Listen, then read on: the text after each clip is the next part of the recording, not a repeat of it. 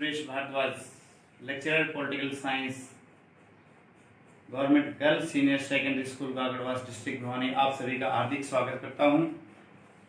आज 10-1 कक्षा के विद्यार्थियों के लिए राजनीति विज्ञान विषय का रहेगा और उप विषय रहेगा संघवाद।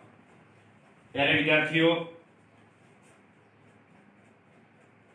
इस संसार में शासन और प्रशासन जिस प्रकार से चलाया जाता है, उनकी कुछ इकाइयां होती हैं, उनके कुछ भेद होते हैं। क्योंकि वर्तमान समय में जितनी जनसंख्या है वो जनसंख्या निरंतर बढ़ रही है और उस जनसंख्या और उस भौगोलिक क्षेत्र के ऊपर शासन की प्रक्रिया जो चलाई जाती है उसको विभिन्न प्रांतों में, विभिन्न राज्यों में, विभिन्न इकाइयों में बांटा जाता है और शासन की प्रक्रिया को आगे बढ़ाया जाता है।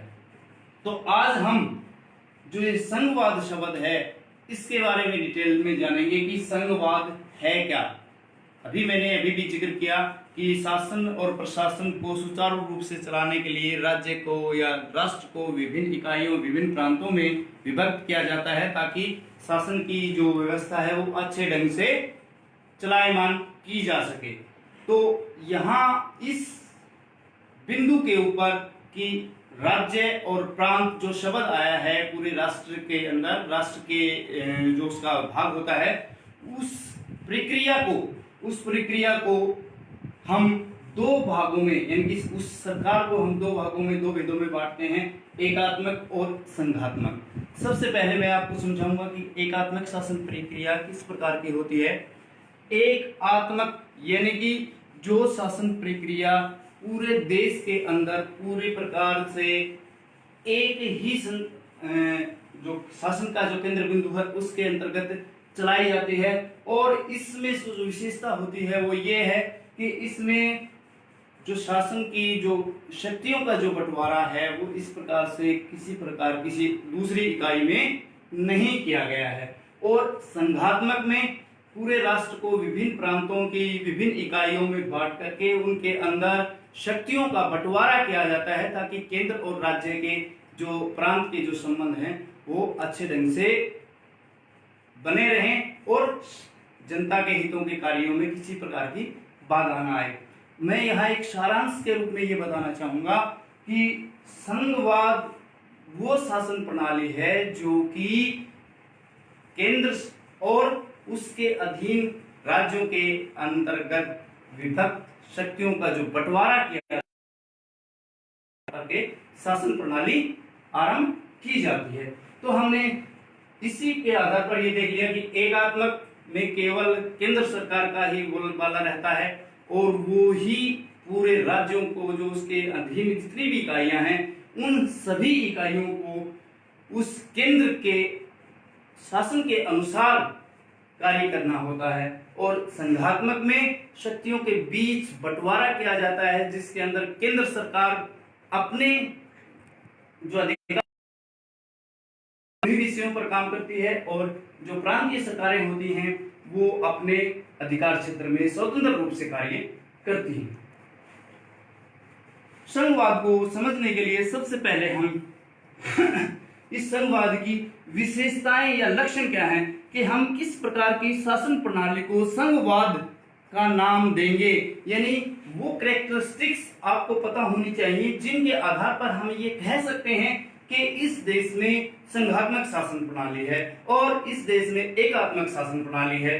तो सबसे पहले हम इसी चीज को अध्ययन करेंगे कि किस प्रकार से हम किसी देश की शासन प्रणाली का अध्ययन करके ये विवेचना कर सकें कि इस देश के अंदर शासन प्रणाली का कौन सा रूप अपनाया गया है, एकात्मक शासन रूप अपनाया गया है या संघात्मक शासन का रूप अपनाया गया है। सबसे पहले हम केवल जो अंतरराष्ट्रीय स्तर के ऊपर भारत की विशेषता का, संघवाद की विशेषता का प्रकट, सर्वप्रथम संघात्मक शासन प्रणाली की क्या विशेषताएं होती हैं हम उनका अध्ययन करेंगे। तो उसी में सबसे पहले संघवाद की विशेषताएं या लक्षण, सबसे पहले हम ये देखेंगे कि इस संघवाद उस देश में कि संघवाद है या नहीं, इस बात का अध्ययन करने के लिए हम सबसे पहले ये देखेंगे या ये कहेंगे कि संघवाद का सबसे पहले तो हम उसको संघात्मक शासन प्रणाली नहीं कह सकते।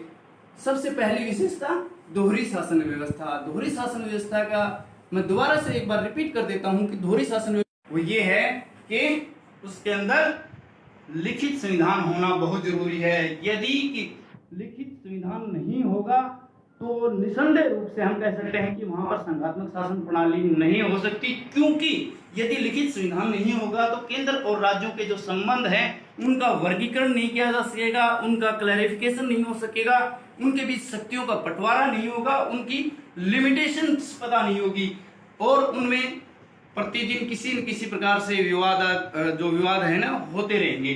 तो उसके लिए लिखित संविधान का होना बहुत जरूरी है। लिखित संविधान होगा तो उसी अवस्था में ही संघात्मक शासन जो प्रणाली है वो कारगर साबित होगी। कठोर संविधान, तीसरी विशेषता कि इसके अंदर कठोर संविधान का कठोर होना बहुत जरूरी है। क्यों होना जरूरी है? यदि संविधान लचीला और बार बार बदला जाने वाला होगा तो समय समय पर जो विभिन्न पार्टियां हैं, जो सत्तारूढ़ पार्टियां होती हैं, वो अपने मतलब के लिए अपने हिसाब से उस संविधान में संशोधन कर सकती हैं। अपने मतलब के लिए संविधान का जो मूल स्वरूप है उसको तोड़ मरोड़ सकती हैं। लेकिन यदि कठोर संविधान होगा, उसमें संशोधन के कुछ कठोर नियम होंगे तो जो राज्य और केंद्र के हैं, जो उनके अधिकार क्षेत्र हैं, वो चलते रहेंगे। कहने का मतलब कि कठोर संविधान होना चाहिए जिसमें जो संशोधन की प्रक्रिया है वो विशेष नियमों और उपनियमों और उसके तहत ही उसमें संशोधन किया जा सके, अर्थात किसी सत्तारूढ़ पार्टी के द्वारा संविधान में संशोधन करके कोई गलत फायदा या दुरुपयोग ना उठाया जा सके। ये इसकी तीसरी व्यवस्था है, तीसरी विशेषता है। चौथी विशेषता संविधान की सर्वोच्चता, यानी कि संविधान की सर्वोच्चता का मतलब है कि उस देश में उन राज्यों के बीच में पूरे उस संपूर्ण देश में संविधान को ही सर्वश्रेष्ठ माना जाए, यानी संविधान से बढ़कर के कोई कानून नहीं होगा।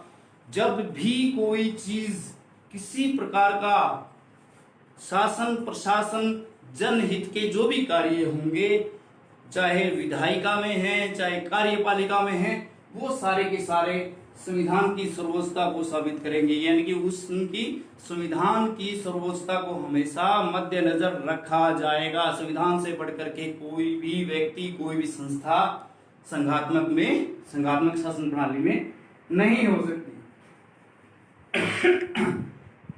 संघात्मक के सरकार की अगली विशेषता न्यायपालिका की श्रेष्ठता, यानी संघात्मक शासन व्यवस्था में मैंने बताया कि राज्य भी होते हैं और उसके अंतर्गत प्रांत भी होते हैं, देश के अंदर प्रांत भी होते हैं और उनके अंदर अपनी स्वायत्त सरकारें भी होती हैं। यदि न्यायपालिका की श्रेष्ठता ना हो तो उनमें उन दोनों के केंद्र और राज्यों के बीच में जो विवाद होते हैं किसी महत्वपूर्ण विषय को लेकर के, उनका निर्णय कौन करेगा, उनका निर्णय कहीं प्रभावित ना हो, इसलिए संघात्मक शासन व्यवस्था में न्यायपालिका एकीकृत रूप से पाई जाती है और उसी की श्रेष्ठता मानी जाती है। यानी जब भी राज्य और केंद्र सरकार के मध्य किसी बिंदु को लेकर के वाद विवाद होता है, ये राज्यों के बीच हो सकता है, तो भी न्यायपालिका की शरण ली जाती है। न्यायपालिका अपने आप में सर्वश्रेष्ठ मानी जाती है संघात्मक शासन व्यवस्था में। दोहरी नागरिकता, मैंने अभी जिक्र किया कि जो संघ हैं, जो प्रांत हैं, वो प्रांत की इकाई के रूप में काम करते हैं। कुछ एक देशों में इन प्रांतों के मध्य आपस में कॉन्ट्रैक्ट है, कुछ एक में कॉन्ट्रैक्ट नहीं है, कुछ एक को अलग होने का अधिकार है, कुछ एक को अलग होने का, कुछ देशों में अलग होने का अधिकार नहीं है। लेकिन ये एक विशेषता है दोहरी नागरिकता। दोहरी नागरिकता से अभिप्राय ये है कि यदि अमेरिका में किसी व्यक्ति एक किसी राज्य का निवासी है तो उसे दो नागरिकता मिलेगी, पहला उस राज्य की और दूसरी उस देश की, यानी उसे दोहरी नागरिकता। कनाडा में भी इसी प्रकार की व्यवस्था है कि उसे राज्य में भी और देश की भी। लेकिन मैं यहाँ स्पष्ट करना चाहूंगा, भारत में इस प्रकार की दोहरी नागरिकता की कोई व्यवस्था नहीं की गई है। अगला विशेषता है संघात्मक शासन प्रणाली की द्विसदनीय प्रणाली। द्विसदनीय शासन प्रणाली से मतलब मेरा ये है कि इसके अंदर शासन की जो प्रशासन की जो इकाई है वो दो संस्थाओं के द्वारा, यानी उसकी जो प्रणाली है दो सदनीय है। यानी जिस प्रकार भारत में लोकसभा और राज्य सभा हैं, जो कि एक सदन हमेशा लोगों का प्रतिनिधित्व करता है, जनता का प्रतिनिधित्व करता है, और दूसरा सदन राज्य और जो केंद्र शासित प्रदेश हैं उनका प्रतिनिधित्व करता है। ठीक इसी प्रकार ये व्यवस्था सभी मोस्टली जो संघात्मक शासन प्रणाली को अपनाने वाले देश हैं उनमें ये पाई जाती है कि द्विसदनीय शासन प्रणाली। तो हमने ये अध्ययन किया कि संघात्मक की जो शासन प्रणाली की जो मुख्य लक्षण हैं वो ये हैं। मैं रिपीट कर देता हूं। सबसे पहला दोहरी शासन व्यवस्था होती है, दूसरी शक्तियों का विभाजन किया जाता है, लिखित संविधान का होना पाया जाता है, और जो लिखित संविधान है उसमें संशोधन की प्रक्रिया को कठोर बनाया जाता है ताकि कोई आसानी से उसमें संशोधन ना किया जा सके। इसी प्रकार संविधान की सर्वोच्चता को महत्व दिया जाता है, संविधान से बढ़कर के कोई भी चीज नहीं, और न्यायपालिका की श्रेष्ठता भी साबित की जाती है, न्यायपालिका को भी सर्वोच्चता प्रदान की जाती है। कुछ एक देशों ने दोहरी नागरिकता को भी इस संघात्मक शासन व्यवस्था का मुख्य लक्षण माना है। और अंतिम द्विसदनीय प्रणाली यानी द्विसदनीय शासन प्रणाली की व्यवस्था संघात्मक शासन व्यवस्था की एक विशेषता है। हमने अध्ययन किया है एक ओवरऑल विशेषताएं। अब हम करेंगे भारतीय संघ। अब हम बात करेंगे भारत की। अब तक हम केवल जो संघवाद है अंतरराष्ट्रीय स्तर पर उसकी, अब भारतीय संघ की बात करेंगे। तो भारतीय संघ, जब हम भारत की बात करेंगे तो संविधान के अनुच्छेद 1 में इस बात का जिक्र किया गया है कि भारत राज्यों का संग्रह होगा। कहीं भी संविधान के अंदर संघ शब्द का इस्तेमाल नहीं किया गया है। वो शब्द इस प्रकार से व्यक्त किया गया है कि भारत राज्यों का संग्रह होगा। लेकिन राज्यों का संग्रह होने के बावजूद भी इसी की जो शासन की जो विशेषताएं हैं, जो विशिष्ट लक्षण हैं, उनके आधार पर हम भारत की शासन व्यवस्था को संघात्मक शासन श्रेणी में ले आते हैं। अब हम अध्ययन करेंगे भारतीय संघवाद का स्वरूप, कि भारत जो हमने अंतरराष्ट्रीय स्तर के ऊपर संघात्मक शासन व्यवस्था देखी है कि इन लक्षणों को लेकर के जो लक्षण पाए जाएंगे जिस देश की शासन व्यवस्था में, वो देश संघात्मक शासन व्यवस्था होगी। तो अब हम ये देखेंगे कि भारत को हम जब राज्यों का संग्रह कहते हैं, राज्यों का परिसंघ कहते हैं, तो क्या भारत में भी ये सारी विशेषताएं पाई जाती हैं? क्या हम भारत को संघात्मक शासन प्रणाली कह सकते हैं? तो अब देखिए, भारतीय संघात्मक शासन प्रणाली की हम इन्हीं विशेषताओं के आधार पर देखेंगे जो भारतीय संविधान ने हमें प्रदान की हैं। सर्वप्रथम उनमें दोहरी शासन प्रणाली। देखिए, दोहरी शासन प्रणाली जो संघवाद की विशेषता है, वो इसी विशेषता को भारत ने भी अपनाया है, और वो है दोहरी शासन प्रणाली। आप सभी जानते हैं कि पूरे भारत को राज्यों में विभक्त किया गया है। इस समय जम्मू कश्मीर के राज्य से हटने के बाद 28 राज्य और 9 केंद्र शासित प्रदेश पूरे भारत में हैं, और इन्हीं को विभिन्न रूप से पूरे भारत के शासन प्रशासन को 2 स्तरों पर बांटा गया है। पहला केंद्रीय स्तर, जो कि हमारा दिल्ली से जो पार्लियामेंट है, संसद है, लोकसभा है, इनके माध्यम से शासन प्रशासन चलता है, और दूसरा ये राज्य विधान मंडलों के द्वारा जिनका चुनाव संबंधित राज्य की जनता अपने हितों की सुरक्षा के लिए, अपने स्थानीय स्वशासन के लिए इनका चुनाव करती है। तो दोनों स्तरों पर चुनाव, केंद्र स्तर पर और राज्य स्तर पर, दोनों स्तर पर चुनाव होते हैं। दोनों स्तर पर शासन प्रशासन की प्रक्रिया चलाई जाती है। तो हम देख सकते हैं कि भारत इस प्रकार से संघात्मक शासन व्यवस्था का पालन करता है। दूसरा, शक्तियों का विभाजन। अब देखिए, क्या हम देखते हैं कि भारत के संविधान ने भी शक्तियों का बंटवारा किया हुआ है। भारत के संविधान ने भी केंद्र स्तर पर और राज्य स्तर पर पूरी तरह से शक्तियों का बंटवारा किया हुआ है। इसलिए हम इसको अध्ययन में लेंगे कि पूरे देश के विषयों को 3 सूचियों में बांटा गया है, 3 सूचियां बनाई गई हैं। उन सूचियों का मतलब ये है कि उन सूचियों में विभिन्न प्रकार के विषय रखे गए हैं, जिन विषयों पर संबंधित सरकार का जो पार्ट है, केंद्र सरकार, राज्य सरकार या दोनों मिलकर के विभिन्न विषयों पर कानून बना सकती हैं। उनका अध्ययन करने के लिए हम देखेंगे कि जो पहली सूची है वो केंद्र सूची है, जिसमें आरंभ में 97 विषय रखे गए थे। और वो विषय कौन कौन से हैं? जो राष्ट्रीय के महत्व के विषय हैं, जो राष्ट्रीय सुरक्षा के महत्वपूर्ण विषय हैं, सुरक्षा है, विदेशी विषय है, डाक तार, रेलवे, इन विषयों को केंद्र सूची में रखा गया है।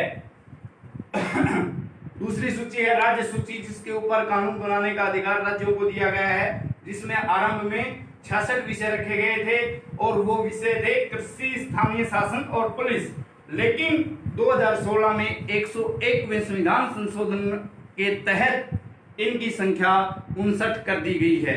और यहाँ मैं दोबारा बताना चाहूंगा, केंद्र सूची में 97 विषय इसलिए हैं क्योंकि इनमें भी घटोतरी और वृद्धि की गई थी। एक बार 101 कर दिए गए थे, लेकिन उसके बावजूद जब संशोधित दोबारा से इसको तैयार किया गया है तो वर्तमान समय में भी इसमें 97 विषय ही रखे गए।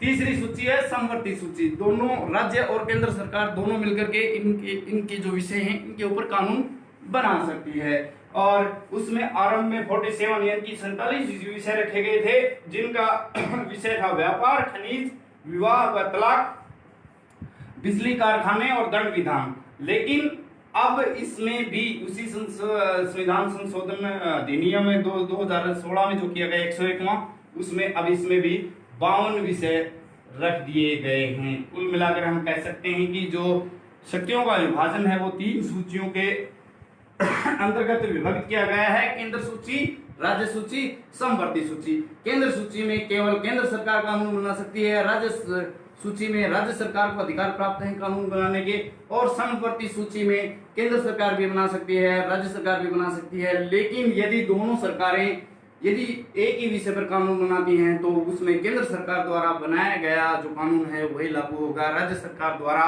बनाया गया कानून रद्द माना जाएगा। उसके पश्चात तीसरी विशेषता भारत की संघात्मक शासन प्रणाली की लिखित संविधान। भारत का संविधान लिखित संविधान है, पूरा का पूरा संविधान को लिखित रूप प्रदान किया गया है। विभिन्न आर्टिकल्स में, अनुच्छेदों में, अनुसूचियों में, विभिन्न धाराओं का सब कुछ भारतीय संविधान को लिखित रूप प्रदान किया गया है। प्रत्येक सरकार के कार्य, प्रत्येक इकाई के कार्य, उनके अधिकार, उनके कर्तव्य, यानी कि पूरे शासन और प्रशासन के सभी प्रकार के जो कार्य अधिकार हैं उनको एक लिखित रूप प्रदान किया गया है, ताकि किसी प्रकार की यदि कोई भ्रांति उत्पन्न होती है तो न्यायालय के द्वारा, न्यायालय की शरण में जाकर के उस चीज को दूर किया जा सके। कठोर संविधान, भारतीय संविधान को भी कठोरता प्रदान की गई है और इसमें भी संशोधन की प्रक्रिया 3 प्रकार से पूरी की जा सकती है। सबसे पहले यानी क्यों कठोर संविधान बनाया गया है कि यदि अभी मैंने अभी जिक्र किया था कि संविधान की कठोरता होना बहुत जरूरी है। यदि संविधान कठोर नहीं होगा तो उस अवस्था में सत्तारूढ़ पार्टी के द्वारा अपनी मर्जी से संविधान में बदलाव किया जा सकता है। उस मनमर्जी के खिलाफ किसी प्रकार का कोई भी संविधान का उपबंध ना बदला जाए, इसलिए संविधान के संशोधन की प्रक्रिया को 3 भागों में बांटा गया है। पहला कि साधारण बहुमत के द्वारा यदि कोई छोटा मोटा अमेंडमेंट, छोटा मोटा संविधान संशोधन करना है तो संसद अपने साधारण बहुमत से ही उसको बदल सकती है। दूसरा, यदि अति महत्वपूर्ण विषय है, राज्यों के अधिकार क्षेत्रों से संबंधित है और अन्य बात है, तो उसके लिए संविधान में संशोधन करने के लिए संसद के उपस्थित और बहुमत यानी कि 2/3 सदस्यों का बहुमत से वो प्रस्ताव पारित किया जाएगा, तभी जाके संविधान में संशोधन होगा। और तीसरा सबसे महत्वपूर्ण विषय उसके अंदर यदि संविधान का संशोधन करना है तो संसद के दोनों सदनों में भी पूर्ण बहुमत 2/3 यानी कि 2/3 बहुमत से वो प्रस्ताव पास होना चाहिए। और भारत के जितने राज्य हैं उनमें आधे से अधिक राज्य विधानमंडल द्वारा भी वो पारित किया जाना चाहिए, तब जा करके संविधान में संशोधन हो सकता है। तो इसका मतलब हम ये कह सकते हैं भारत का संविधान भी कठोरता की जो नीति है उसको अपनाता है। उसके पश्चात नंबर 4 कठोर संविधान हो गया हमारा, लिखित संविधान हो गया। उसके बाद संविधान की सर्वोच्चता, जैसे मैंने अंतरराष्ट्रीय स्तर पर संघात्मक विशेषता बताई थी, ठीक इसी प्रकार भारत में भी संविधान की सर्वोच्चता को अपनाया गया है कि जो सबसे बड़ा कानून भारत का संविधान है। संविधान से बढ़कर किसी भी संस्था, किसी भी व्यक्ति को अनुमति नहीं है। भारत का जो संविधान है वो सर्वोच्च कानून है जिसका पालन प्रत्येक भारतीय के लिए, प्रत्येक संस्था के लिए अनिवार्य रूप से किया जाना है। और इसी प्रकार अगला भारत की जो विशेषता है संघात्मक की, स्वतंत्र न्यायपालिका।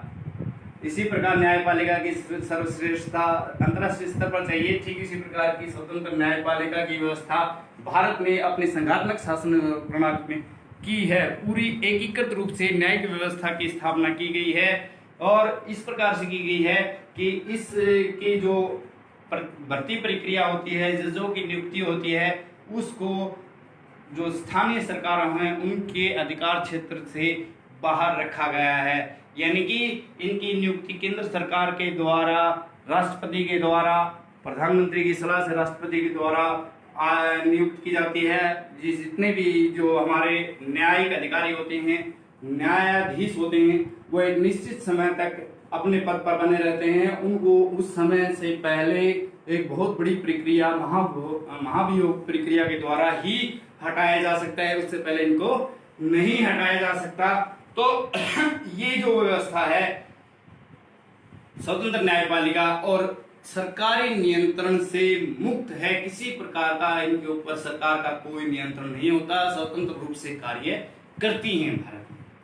न्यायपालिका की सर्वोच्चता अगला जो पॉइंट है, क्यों जैसा हमने अभी भी देखा कि स्वतंत्र न्यायपालिका की व्यवस्था है, तो न्यायपालिका की सर्वोच्चता है कि यानी कि अंतिम निर्णय न्यायपालिका के द्वारा ही किया जा सकता है। चाहे व्यक्तियों के बीच हो, संस्था के बीच हो, राज्यों का आपस में कोई विवाद है, या केंद्र और राज्यों के बीच में कोई विवाद है, या कोई संवैधानिक प्रश्न उठ खड़ा हुआ है विधायिका के सामने, उस अवस्था में भी जो अंतिम संविधान की व्याख्याकार के रूप में न्यायपालिका है, न्यायपालिका द्वारा दी गई व्याख्या, उसके द्वारा दिया गया निर्णय अंतिम होता है, उसी को सभी को मानना पड़ता है। यानी कि न्यायपालिका के निर्णय के खिलाफ किसी व्यक्ति के द्वारा की गई टिप्पणी भी न्यायालय की अवमानना की श्रेणी में आती है। और हमारा द्विसदनीय अगला जो पॉइंट है वो द्विसदनीय विधानपालिका, जैसे कि इसकी 8वीं विशेषता है द्विसदनीय शासन प्रणाली। अंतरराष्ट्रीय स्तर पर संघात्मक शासन प्रणाली की जो विशेषता है वो ये बताता है कि इस देश के अंदर जो संघात्मक शासन प्रणाली को अपनाता है उसके अंदर द्विसदनीय शासन प्रणाली होनी चाहिए। तो ठीक इसी प्रकार की शासन प्रणाली, द्विसदनीय शासन प्रणाली, द्विसदनीय विधानपालिका भारत ने भी अपनाई है। आप सभी जानते हैं कि भारत की संसद के 2 भाग हैं, लोकसभा और राज्यसभा। जो लोकसभा है वो जनता के प्रतिनिधियों का प्रतिनिधित्व करती है और राज्यसभा है वो राज्य के प्रतिनिधियों का प्रतिनिधित्व करता है। तो और जो सत्ता का जो बंटवारा है वो सारी की सारी इन्हीं व्यक्तियों के आपस के कोऑर्डिनेशन और समन्वय के साथ चलता है।